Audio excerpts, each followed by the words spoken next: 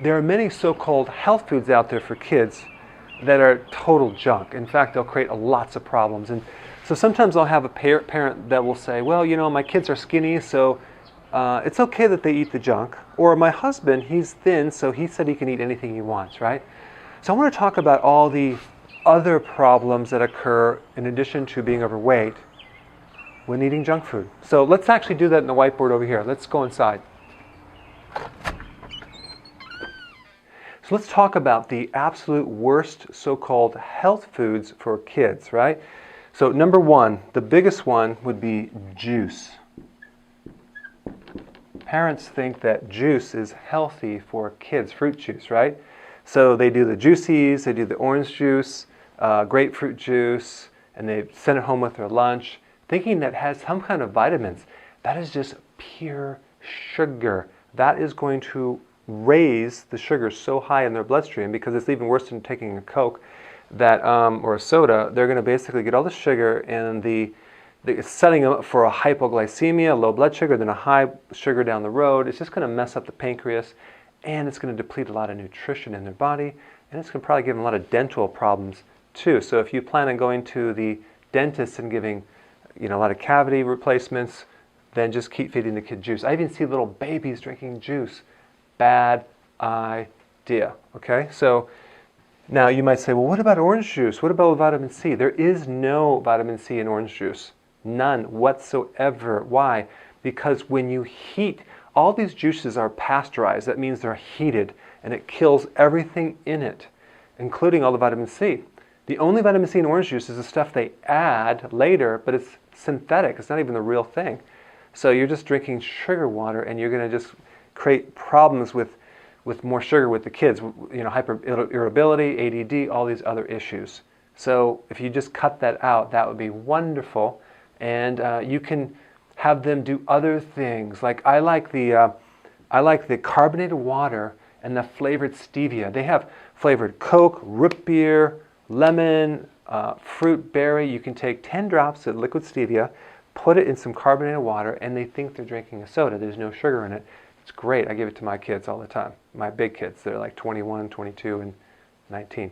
So that's important to avoid juice. Okay, so that's number one. Okay, now number two, flavored yogurt.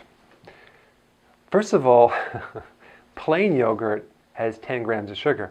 Flavored yogurt has about 38 grams of sugar per serving size. If you get one of those tubs, that's like, what is it, 4 serving sizes?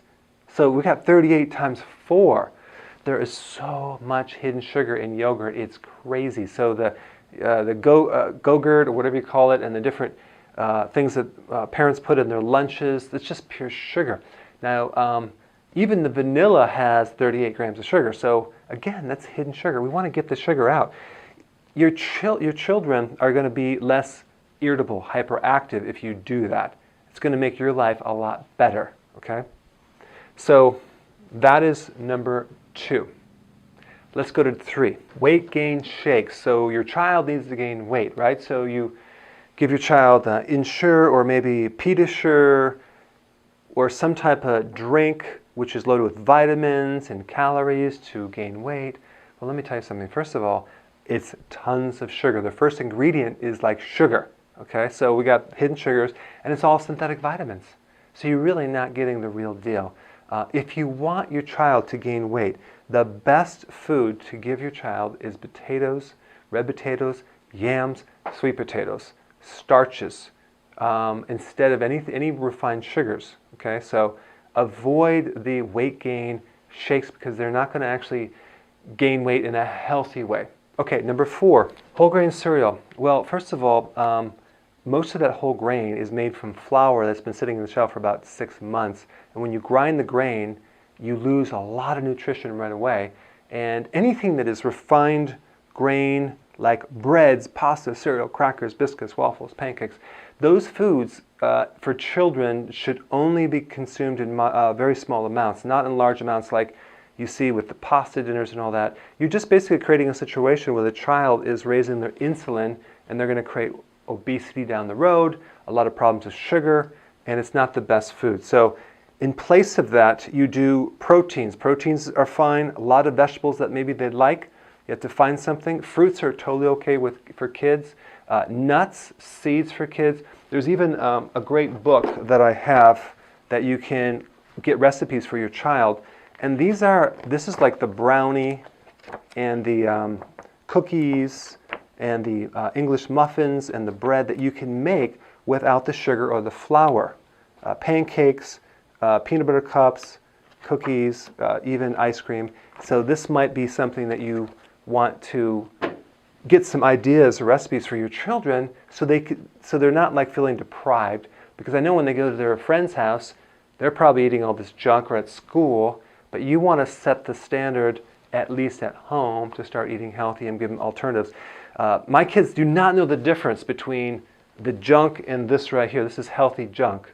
They don't know the difference. I don't even perceive the difference. Actually, this is better because it doesn't leave that aftertaste in your mouth. So again, kids, you got to watch out what you give them. Don't give them the gummy bear vitamins. Those are not real vitamins. Give them a food-based vitamin.